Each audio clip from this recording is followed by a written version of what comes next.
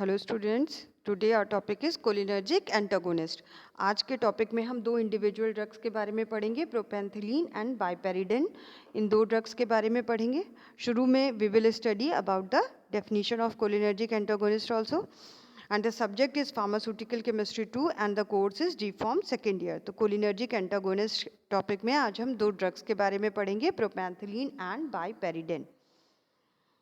And the contents for today is cholinergic antagonist. First we will see a definition of cholinergic antagonist, and then we will study about two drugs, propantheline and biperidine. तो start करते हैं cholinergic antagonist की definition से। Cholinergic antagonist are a group of drugs that combine with cholinergic receptors and prevent the actions of acetylcholine. And now what is acetylcholine क्या है? A primary neurotransmitter in the parasympathetic या cholinergic nervous system में। तो ये group of drugs है, यानी कि drugs का एक समूह है जो कंबाइन करता है कोलिनर्जिक रिसेप्टर्स के साथ, जुड़ता है जो कंबाइन करता है कोलिनर्जिक रिसेप्टर्स के साथ। कोलिनर्जिक रिसेप्टर्स दो प्रकार के होते हैं, मस्कैरिनिक रिसेप्टर्स और निकोटिनिक रिसेप्टर्स। तो ये दोनों ही तरह के रिसेप्टर्स से कंबाइन करता है और प्रिवेंट करता है, यानी कि होने से रोकना। प्रिवेंट का मतलब होता है कि एक्शन को होने से रोकना, किसी चीज़ को होने से पहले ही रोक देना, उसे कहते हैं प्रिवेंट करना। तो prevent the actions of acetylcholine, जो एसिटाइलकोलिन के फार्माकोलॉजिकल एक्शंस है उनको उत्पन्न होने से रोकता है। And now what is acetylcholine क्या है? एक न्यूरोट्रांसमीटर है इन द पैरासिम्पैथेटिक नर्वस सिस्टम। तो पैरासिम्पैथेटिक नर्वस सिस्टम को आप कोलिनर्जिक नर्वस सिस्टम भी कहा जाता है। पैरासिम्पैथेटिक नर्वस सिस्टम को कोलिनर्जिक नर्वस सिस्टम कहते हैं और सिम्पैथेटिक नर्वस सिस्टम को एड्रिनर्जिक नर्वस सिस्टम भी कहते हैं, क्योंकि वहाँ का जो मेन न्यूरोट्रांसमीटर है दैट इज एड्रिनलिन और नॉर एड्रिनलिन। तो ये हो गया कोलिनर्जिक एंटागोनिस्ट की definition. These drugs are also called as cholinergic antagonist को हम और भी कई नामों से जानते हैं, कई नामों से बुलाते हैं, जैसे cholinergic blocking drugs, cholinergic blocking drugs या ड्रग्स कहते हैं क्योंकि ये कोलिनर्जिक रिसेप्टर्स को ब्लॉक करते हैं और एसिटाइलकोलिन के फार्माकोलॉजिकल एक्शंस को उत्पन्न होने से रोकते हैं, या फिर ये कोलिनर्जिक नर्वस सिस्टम के एक्शंस को भी रोकते हैं, इसीलिए हम इनको कोलिनर्जिक ब्लॉकिंग ड्रग्स कहते हैं। उसके बाद नेक्स्ट है एंटी कोलिनर्जिक ड्रग्स, क्योंकि एसिटाइलकोलिन के एक्शन नहीं उत्पन्न होने देते, एसिटाइलकोलिन के फार्माकोलॉजिकल एक्शंस को रोकते हैं, इसी वजह से इनको एंटी कोलिनर्जिक ड्रग्स भी कहते हैं। उसके बाद है पैरासिम्पैथेटिक ब्लॉकर्स, क्योंकि पैरासिम्पैथेटिक नर्वस सिस्टम के एक्शंस को ब्लॉक करते हैं, इस वजह से पैरासिम्पैथेटिक ब्लॉकर्स भी कहते हैं। फिर है पैरासिम्पैथोलाइटिक्स कहते हैं, क्योंकि ये पैरासिम्पैथेटिक नर्वस सिस्टम की एक्टिविटी को, उसके कार्य को कम करते हैं, समाप्त करते हैं, इसीलिए इन्हें पैरासिम्पैथोलाइटिक्स ड्रग्स भी कहते हैं।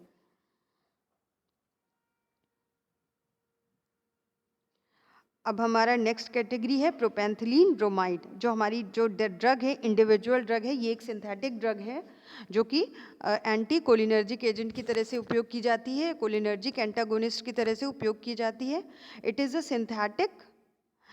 अ सिंथेटिक यानी मैनमेड, जो हमें नेचुरली नहीं प्राप्त होती, जो हमें नेचर से नहीं मिलती और हम इसे लेबोरेटरी में बनाते हैं, वो सिंथेटिक कहलाता है। क्वाटनरी अमोनियम कंपाउंड है ये।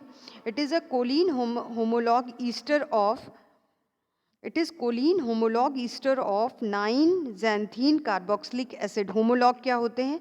केमिस्ट्री में होमोलॉग वो होते हैं जो एक सीरीज़ के कंपाउंड्स होते हैं जो कि एक दूसरे से, एक किसी मिथाइल यूनिट या इथाइल यूनिट में एक दूसरे से डिफ़र करते हैं। जैसे होमोलोगस सीरीज़ हमने पढ़ा है, मीथेन, इथेन, प्रोपेन, ये सारे होमोलॉग्स हैं, ठीक है, जो एक दूसरे से सिर्फ मिथाइल ग्रुप में डिफ़र करते हैं। मीथेन में आप एक मिथाइल ग्रुप जोड़ेंगे तो इथेन बन जाएगा, इथेन में आप एक मिथाइल ग्रुप जोड़ेंगे तो प्रोपेन बन जाएगा। तो इसको कहते हैं होमोलोगस सीरीज़ या होमोलॉग सीरीज़। तो इसी तरह ये कोलिन का होमोलॉग है और एक ईस्टर है जिसमें होमोलॉग ईस्टर है, कोलिन का होमोलॉग ईस्टर है ऑफ 9, किस चीज़ का ईस्टर है? 9 ज़ैंथीन कार्बोक्सिलिक एसिड का, यानी 9 पोजीशन पे ज़ैंथीन ग्रुप लगा है, कार्बोक्सिलिक एसिड है।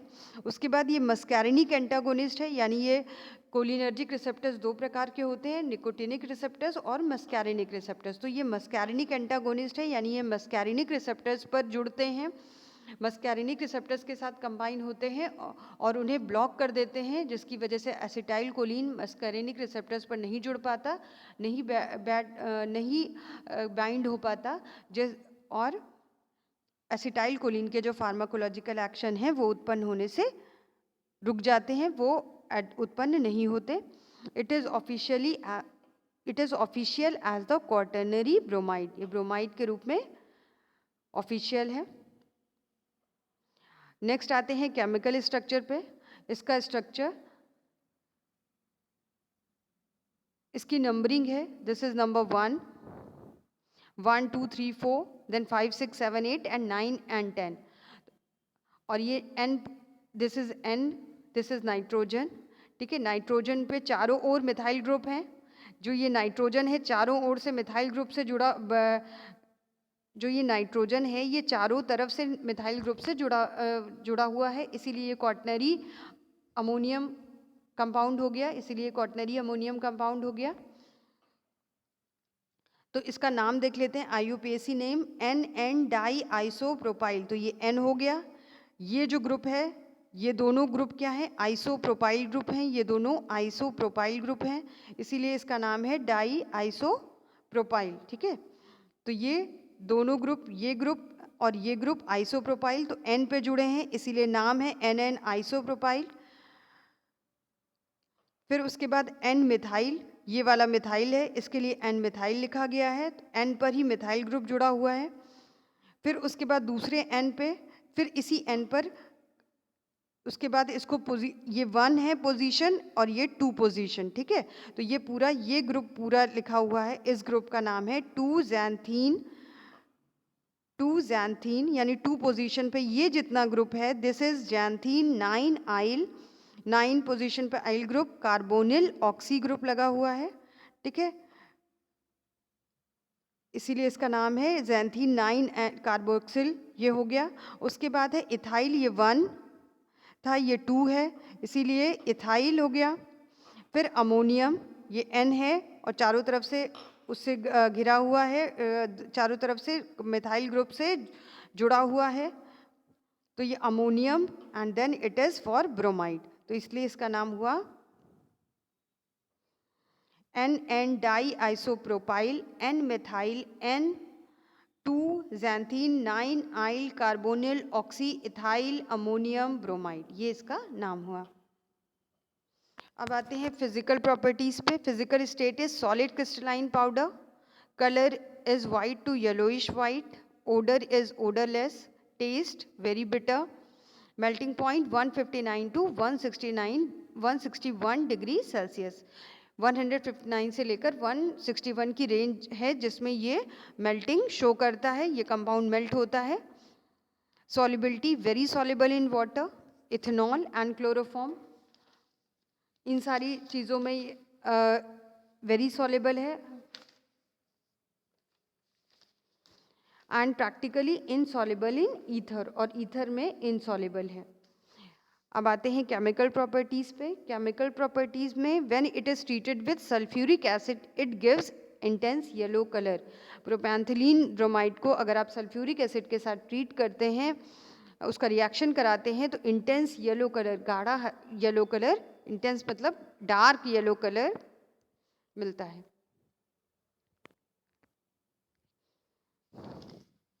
Stability and storage, it is slightly hygroscopic, ये हाइग्रोस्कोपिक सब्सटेंस है, इसीलिए इसे stored in tightly closed container, it should be stored in tightly closed container. Uses, propantheline bromide के uses, main uses antispasmodic and parasympatholytic, ये antispasmodic की तरह use किया जाता है। इसकी कैटेगरी है antispasmodic and parasympatholytic drug. It is used in the treatment of gastric and duodenal ulcer, क्योंकि ये जो जितने भी पैरासिम्पैथोलाइटिक ड्रग्स होते हैं ये गैस्ट्रिक एसिड सिक्रीशन को घटाते हैं, कम करते हैं, रिड्यूस करते हैं, इसीलिए अल्सर्स के में उपयोग किया जाता है। गैस्ट्रिक और ड्यूडेनल अल्सर्स में ड्यूडेनम, और गैस्ट्रिक अल्सर में,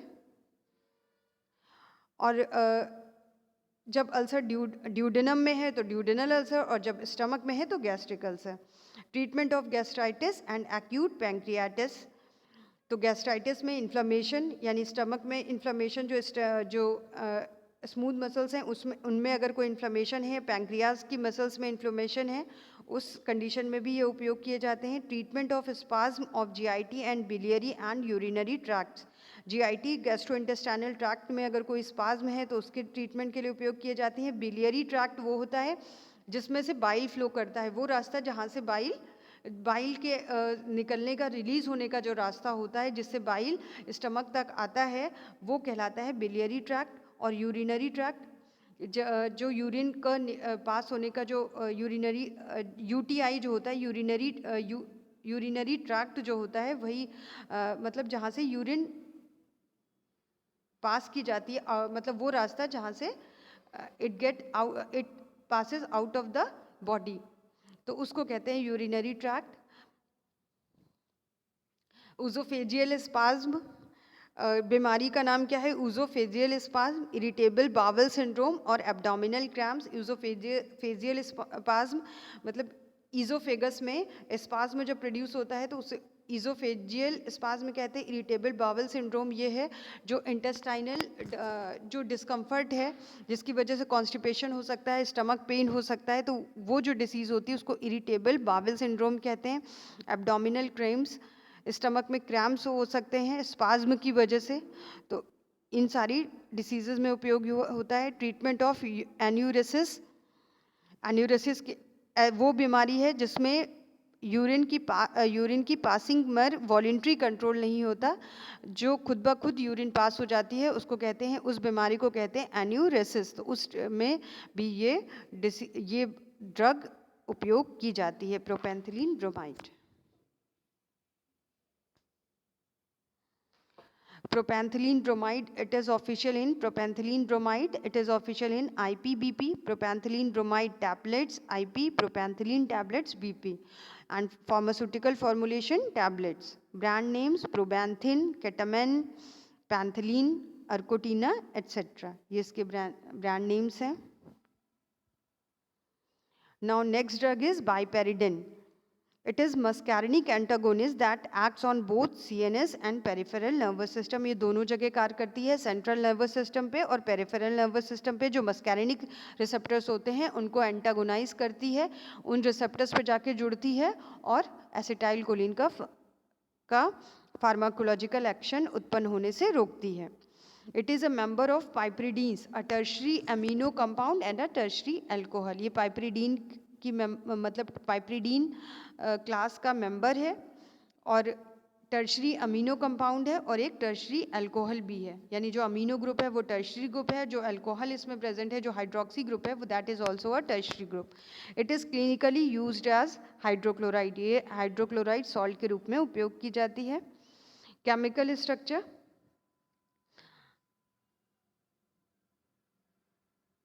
ये एक प्रोपेनॉल है। अगर आप सिर्फ इतना स्ट्रक्चर देखेंगे, this structure you will see, then it is propane 1 ol, तो ये प्रोपेन 1 ऑल है। और ये जो स्ट्रक्चर है दिस इज पाइपरीडीन, ये पाइपरीडीन का स्ट्रक्चर है। और ये एक बाईसाइक्लो कंपाउंड है जिसमें दो साइकिल्स यानी दो साइक्लिक रिंग एक दूसरे में फ्यूज हैं, और ये हेप्ट है यानी 7 रिंग है, ठीक है। ये जो आप देख रहे हैं ये फिनाइल ग्रुप है, ये फिनाइल ग्रुप है, तो इतने सारे ग्रुप से मिलकर के ये बना हुआ है। तो इसका नाम क्या है? 1 पोजीशन, ये जो 1 पोजीशन है इस पे क्या है? 2 बाईसाइक्लो 221 2.2.1 हेप्ट 5 इनाइल। तो ये जो पूरा ग्रुप है, दिस ग्रुप, इसके बारे में पूरा लिखा हुआ है 2 बाईसाइक्लो 2.2.1 हेप्टेन 5 इनाइल, ये पूरा ग्रुप इसके लिए लिखा हुआ है। 1 पोजीशन पे ये ग्रुप अटैच है। उसके बाद 1 पोजीशन पे फिनाइल ग्रुप, ये ग्रुप फिनाइल अटैच है, तो 1 पोजीशन पे ही फिनाइल है। उसके बाद आ जाते हैं 3 पोजीशन पर, 3 पिप्रिडीन 1 आइल, तो ये 3 पे ये जुड़ा हुआ है, पिप्रिडीन 1 आइल ग्रुप जुड़ा हुआ है। फिर दिस स्ट्रक्चर इज पूरा ये क्या है? प्रोपेन 1 ऑल, ये स्ट्रक्चर जो है वो दिस इज प्रोपेन 1 ऑल, तो इस तरह से इसका नाम रखा गया है।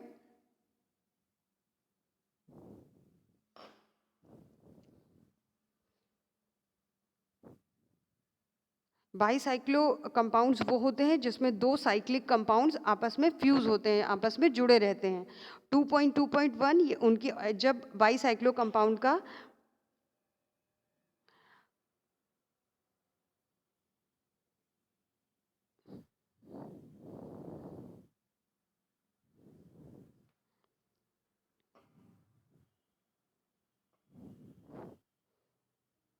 जब बाईसाइक्लो कंपाउंड का हम नेमिंग करते हैं तो उस नेमिंग में ये 2.2 जिस कार्बन पे जिस पॉइंट पर फ्यूजन होता है उस अकॉर्डिंग इसका नाम रखा जाता है। तो ये 2.2.1 उसी के लिए आया है। तो ये इसका IUPAC नेम हो गया। अब आते हैं फिजिकल प्रॉपर्टीज पे। Physical state solid crystalline powder, colour is white, odor is odorless, melting point is 275 degrees Celsius, solubility slightly soluble in water but freely soluble in chloroform, sparingly soluble in methanol, it is affected by light, और ये light से प्रभावित होते हैं। Chemical properties, when it is kept in contact with phosphoric acid for some time, a green color is produced. अगर इसे phosphoric acid के साथ थोड़ी मिक्स करके थोड़ी देर रखा जाए तो ग्रीन कलर बनता है। Stability and storage, it is affected by light, ये लाइट से प्रभावित होते हैं। It should be stored in well close light resistant containers, इसीलिए इन्हें लाइट रेजिस्टेंट कंटेनर्स में रखना चाहिए, वेल क्लोज कंटेनर्स में रखना चाहिए। Uses, it is anti parkinsonism drug, ये एक एंटी कोलिनर्जिक एक्शन प्रोड्यूस करती है, उत्पन्न करती है। Mainly muscarinic action, mainly anti muscarinic action उत्पन्न करती है, यानी मस्कैरिनिक एंटागोनिस्ट है। तब जो पार्किंसोनिज्म में जो सिम्टम्स होते हैं जो एसिटाइल कोलिन की वजह से होते हैं, जो मस्कैरिनिक रिसेप्टर्स की वजह से जो पार्किंसोनिज्म में जो सिम्टम्स होते हैं उनसे राहत दिलाने के लिए ये ड्रग उपयोग की जाती है। Anti parkinsonism drug, even though it has anti cholinergic action, mainly muscarinic, यानी मेनली एंटी मस्कैरिनिक एक्शन उत्पन्न करते हैं ये। It is primarily use to treat all types of parkinsonism. ये पार्किंसोनिज्म जितने भी टाइप्स के पार्किंसोनिज्म होते हैं उन सारे में ये उपयोग की जाती हैं। Official biparidine hydrochloride tablets USP, biparidine lactate injection USP, and pharmaceutical formulation is injection and tablet. Brand names Akinofil, Kineton, etc. That's all for today. तो हमने आज दो ड्रग्स पढ़ी, प्रोपैंथिलीन and बाइपेरिडाइन। Thank you students, go through the topic. Take it down in your notebook and learn it. Thank you students.